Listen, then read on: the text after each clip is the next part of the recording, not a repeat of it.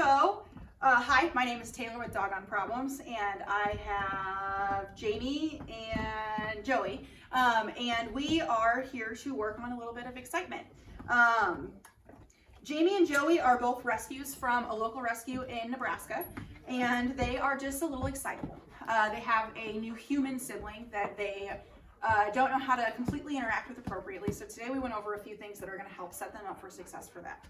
The first thing we talked about is exercise. They are way under exercise. They're going to need a lot more than they're getting. They do get to play in the yard together, but we want to put some more structure into their life. The first thing we demoed today was the Stairmaster. I came in and Jamie was very excited to see me, and so we spent a few minutes going up and down the stairs. After that, they were pretty relaxed, so we burned off that top level of energy. I want you guys to do that again, but I want you to start with both of them, do it both of them separately at first. And at first, you want to max them out the first time you do it. Empty stomach, up and down the stairs until they will not move anymore. Make sure you keep track. People don't keep track and then they tell us it doesn't work. If you keep track, now you have a guide of how to burn their energy. If it's 25 up downs to get them completely exhausted, now you have, this is how many, 20, if it's 20%, do 20% of that. Maybe it's 5 up downs to get them to burn their energy. It's probably gonna be more than that. But you wanna have a guide. 3 to 5 times per day, anytime they're being naughty. You want to make sure you're burning their energy. Stairmaster is a very easy way of doing that. We also went over some food dispensing toys, options of those. They're snuffle mat. Snuffle mat's going to be placemat size. It's going to have fleece tassels on it. You're going to pour their food into it and work it into the mat so they have to move the tassels and find the food. I coupled the snuffle mat with another food dispensing toy. So he has to do 2 different things while he's earning his food. We like the Omega Paw Treat Dispensing Ball. You can get both of those things on Amazon and Chewy. But their nose controls around 60% of their brain. So if you can use that to your advantage, you're already going to feed them. Add these small things into your routine to help burn a little bit more energy. When you're walking them, make sure that they are being allowed to sniff. Like I said, their nose controls so much of their brain. Use that to your advantage. We also talked about not making their walks be a cycle. So when you're walking them, try and set yourself a time. Walk in one direction for half of that time and then come home on the other side of the street. Fresh sniffs on the other side. We also talked about rules. Those would be the 2 forms of exercise. Make sure that there's other things you can do to exercise them, like you were playing fetch in the hallway. Keep doing stuff like that. Keep your regular routine, but let's ramp up how much they're getting so that you can efficiently burn their energy. You'll find a routine that works well for you eventually. Let's see. Exercise is best 60 minutes a day minimum, spread out throughout the day. Every 2 to 4 hours is ideal. They're bigger dogs, so it's probably going to be close to that every 4-hour window. Rules that we talked about. Remember, don't break the rule to reward them. It's very confusing. The rules we talked about, the first one was furniture, which normally people aren't on board with, but you guys are, so that's going to help. The X-Mats, X-M-A-T-S, are going to be plastic foldable mats that you can stick up on the places that they like to jump up. They're not going to hurt your dog, but they're not comfortable for them to lay on. They'll be placeholders. Like I said, it's going to take them close to 3 months to fall into these new habits. Once they do and they stop challenging you, that's a huge win. So make sure you're consistent about enforcing the rules. If they get up and you don't guide them back down, you're agreeing with the fact that they've jumped up on the couch. So remember, anything you don't disagree with, you're agreeing with. So you have to guide them back down. At first, you're going to notice that it's hard to keep this routine going, or it's hard to get into the routine. You're going to notice that the dogs get up and you don't realize it because they've been allowed up there for so long. Now it's a new routine, keeping them off. So it's going to take you guys a while to fall into the habit too. So be patient at first. And this video is for you guys, so if you need to say something, you're fine. Let's see. The next rule we talked about was keeping them out of the kitchen while you're cooking and out of the dining room while you're eating. We went over that boundaries exercise towards the end of the session. That's going to be how you practice those. I would practice that at the top of your stairs. I'd practice that outside your son's bedroom. I would practice that really anywhere that you can have them respecting an invisible line. The living room, or the line from the dining room to the living room is very distinguishable. Same with, there's a pretty defined line when you go from your dining room to your kitchen. If there's not a defined line in the space that you want to teach them the boundary, you can put down some painter's tape at first so that they can see where the line is. And then after a couple weeks, they'll understand where it is, and you can take that paint up and they'll still get the concept of where the line is. We also talked about their feeding routine. When it comes to feeding them, I would start some structured feeding. So the better behaved dog of the day gets to eat first. Make sure that someone here, is whoever's feeding them at the time, takes a bite of something, 5 bites or more, something crunchy preferably. But you want them to see you eating before they get access to their food. When they do get to eat, the dog who's better behaved, like I said, should eat first. We talked about passive training towards the end of the session, but to give them a word for eating, the first bite of food that they take for the first few months, they hear the word. So for Jamie, whatever word you want to use, but you can use tacos. For Joey, it's pizza.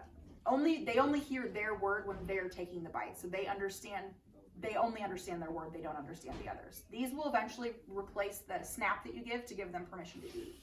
So at first you give them the snap to give them the permission to get up. Then when they take their first bite, they hear the word. Eventually you'll phase out the snap and they just hear the word. Let's see. I would also make them sit and wait while you're filling up their food. I think you guys are already doing this, but I would continue that as well.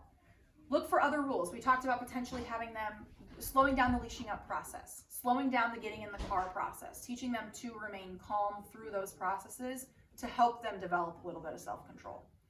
A lot of their problem right now is just not having the ability to control their impulses. The next thing we talked about was petting. So petting with a purpose, the first one. With petting with a purpose, when your dog comes up to you and nudges you, barks at you, whatever they do to get your attention, tell them to sit. When you tell them to sit 1 time. If they sit, they get the attention. And if they sit within 3 seconds, they get the attention. Remember, repetition, consistency, and good timing are so important. You have a 3-second window to correct or reward your dog for them to make the connection. But after that 3 seconds, if they don't sit, they don't get anything. It doesn't take long for them to figure out if they just sit down, they'll get the attention they want. Eventually, they'll start prepaying you for the attention. When they do, it's very important that you pet them underneath the chin and reward them for that. When you're petting them, qualify why you're petting them. So say the word sit as you're petting them to tell them why. Passive training was the other one that we talked about. Passive training is how you would teach them the food. Passive training would also be showing them the things you like. So when they approach you, pet them and say come. When they sit down next to you, pet them and say sit. When they lay down, pet them and say crash. What we're doing here is guiding them through seeing the things that we like, so that they start offering those behaviors versus the ones that we don't like. It doesn't take long for them to choose the door that gives them a reward. And I talked about the boundaries exercise already. I'll link that as well in the write-up. Other things we worked on today. I taught you guys a leave it command and a focus command. I want you to practice both of those for the next few days, every day, independent of each other. And you want to practice more than just in your living room. So practice here, practice down the hall in the bedroom. I don't know if they're allowed to go in the basement. If they are, go in the basement, practice outside in the backyard. The focus command you're going to want to move through quickly. That'll be said in the video, but they get bored practicing this. And so if you don't move quickly enough, they'll get bored with it. So you want to make sure that you get to that 15-second nose to their mouth pretty quickly. We also, at the end of the session with your son, we went through the click for looks activity. I want you guys to take the clicker I'm going to leave with you tonight and 3 or 4 times tomorrow. Throw 10 treats down on the ground. As they're licking the treats up, or as Joey, is licking the treats up, click. Treat, click, treat, click. We're creating the association to the clicker. Now, after starting Sunday, let's start with the clicks for looks. So every time he looks at Joey, click, then he gets a reward, or not Joey. Every time he looks at your son, click, he gets the reward and say your son's name.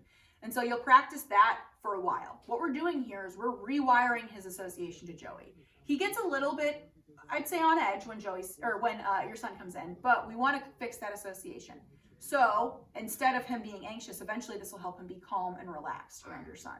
So every time he looks, click, give him a treat, and say your son's name. This is going to help fix that association. Let's see. Remember when you're giving command words. So when we're working on getting them down off of the furniture, I think you guys decided you're going to follow through with down as their off word. And so every time they get down, wait for all 4 paws to hit the floor before you give the command word. That is putting into perspective or context what down means. I want you guys to work on sit and down for both of them, but we're going to call down crash, or whatever you guys decide to work with. But work on both of those commands as well. That'll help going forward with, I forgot the door rule. When you do go to let them out, tell them to sit 1 time. If one of them sits and the other doesn't, the one that sat gets to go out, the one who doesn't has to stay in. You're going to sit down at the table and wait for 1 minute. Next, get up, go back to the door, tell them to sit again 1 time. If they sit, they can go out. If not, now they have to wait for 2 minutes, sit down, or try again. Then if they don't, 4 minutes, 8 minutes, so on and so forth. It doesn't take normally past the 4-minute window for them to just sit down. And eventually this becomes a pre-offer behavior. So they will go sit down at the door as a way of telling you they want to go outside. Once they've mastered going out, I would start practicing that with them coming in as well, as long as it's not going to lead to them barking at the kids. Do you have any other things you want me to cover? I don't think so. All right. Okay, so this is